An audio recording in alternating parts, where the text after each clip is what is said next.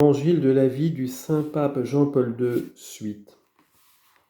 D'autre part, la légitime défense peut être non seulement un droit, mais un grave devoir pour celui qui est responsable de la vie d'autrui, du bien commun de la famille ou de la cité.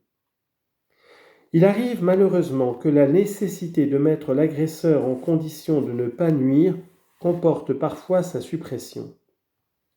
Dans une telle hypothèse, l'issue mortelle doit être attribuée à l'agresseur lui-même, qui s'y est exposé par son action, même dans le cas où il ne serait pas moralement responsable par défaut d'usage de sa raison. Confère saint Thomas dans la Somme théologique et saint Alphonse de Liguori. Dans cette perspective se situe aussi la question de la peine de mort, à propos de laquelle on enregistre dans l'Église comme dans la société civile une tendance croissante à en réclamer une application très limitée, voire même une totale abolition. Il faut replacer ce problème dans le cadre d'une justice pénale qui soit toujours plus conforme à la dignité de l'homme, et donc en dernière analyse au dessein de Dieu sur l'homme et sur la société. En réalité, la peine que la société inflige a pour premier effet de compenser le désordre introduit par la faute. Les pouvoirs publics doivent sévir face à la violation des droits personnels et sociaux à travers l'imposition aux coupables d'une expiation adéquate de la faute, condition pour être réadmis à jouir de sa liberté.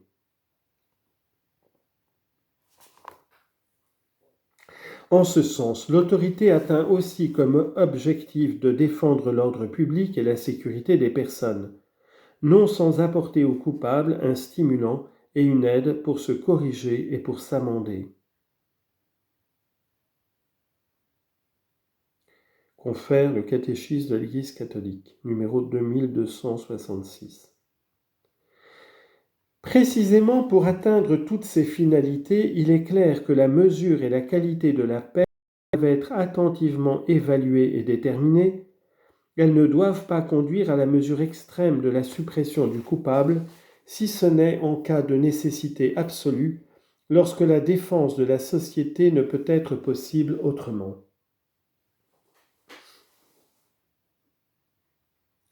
Aujourd'hui, cependant, à la suite d'une organisation toujours plus efficiente de l'institution pénale, ces cas sont désormais assez rares, sinon même pratiquement inexistants.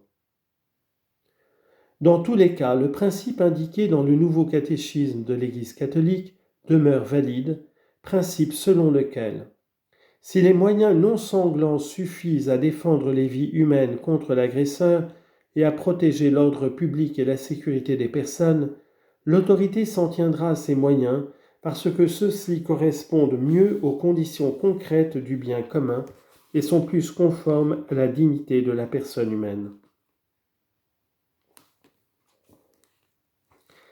Si l'on doit accorder une attention aussi grande au respect de toute vie, même à celle du coupable et de l'injuste agresseur, le commandement « Tu ne tueras pas » a une valeur absolue quand il se réfère à la personne innocente. Et ceci d'autant plus qu'il s'agit d'un être humain faible et sans défense qui ne trouve que dans le caractère absolu du commandement de Dieu une défense radicale face à l'arbitraire et à l'abus de pouvoir d'autrui. En effet, l'inviolabilité absolue de la vie humaine innocente est une vérité morale explicitement enseignée dans la Sainte Écriture, constamment maintenue dans la tradition de l'Église et unanimement proposée par le magistère. Cette unanimité est un fruit évident du sens surnaturel de la foi qui, suscité et soutenu par l'Esprit Saint, garantit le peuple de Dieu de l'erreur lorsqu'elle apporte aux vérités concernant la foi et les mœurs un consentement universel. Devant l'atténuation progressive dans les consciences et dans la société de la perception de l'illicéité morale absolue et grave, de la suppression directe de toute vie humaine innocente, spécialement à son commencement ou à son terme, le magistère de l'Église a intensifié ses interventions pour défendre le caractère sacré et inviolable de la vie humaine. Au magistère pontifical particulièrement insistant, s'est toujours uni le magistère épiscopal, avec des documents doctrinaux et pastoraux nombreux et importants, soit des conférences épiscopales, soit d'évêques individuellement, sans oublier l'intervention du Concile Vatican II, forte et incisive dans sa brièveté. Confère Gaudium et Spes numéro 27. Par conséquent, avec l'autorité conférée par le Christ à Pierre et à ses successeurs, en communion avec tous les évêques de l'Église catholique, je confirme que tuer directement et volontairement un être humain innocent est toujours gravement immoral. Cette doctrine fondée sur la loi non écrite que tout homme découvre dans son cœur à la lumière de la raison, confère Romains chapitre 2 versets 14 à 15, est réaffirmée par la Sainte Écriture transmise par la tradition de l'Église et enseignée par le magistère ordinaire et universel. La décision délibérée de priver un être humain innocent de sa vie est toujours mauvaise du point de vue moral et ne peut jamais être licite ni comme fin ni comme moyen en vue d'une fin bonne. En effet, c'est une grave désobéissance à la loi morale, plus encore à Dieu lui-même qui en est l'auteur et le garant. Cela contredit les vertus fondamentales de la justice et de la charité. Rien ni personne ne peut autoriser que l'on donne la mort à un être humain, innocent, fœtus ou embryon, enfant ou adulte, vieillard, malade incurable ou agonisant. Personne ne peut demander ce geste homicide pour soi ou pour un autre, confié à sa responsabilité, ni même y consentir explicitement ou non. Aucune autorité ne peut légitimement l'imposer ni même l'autoriser.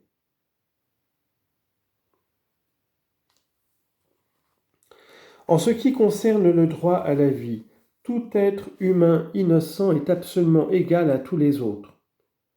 Cette égalité est la base de tous les rapports sociaux authentiques qui, pour être vraiment tels, ne peuvent pas ne pas être fondés sur la vérité et sur la justice, reconnaissant et défendant chaque homme et chaque femme comme une personne et non comme une chose dont on peut disposer. Par rapport à la norme morale qui interdit la suppression directe d'un être humain innocent, il n'y a de privilège ni d'exception pour personne. Que l'on soit le maître du monde ou le dernier des « misérables » sur la face de la terre, cela ne fait aucune différence. Devant les exigences morales, nous sommes tous absolument égaux.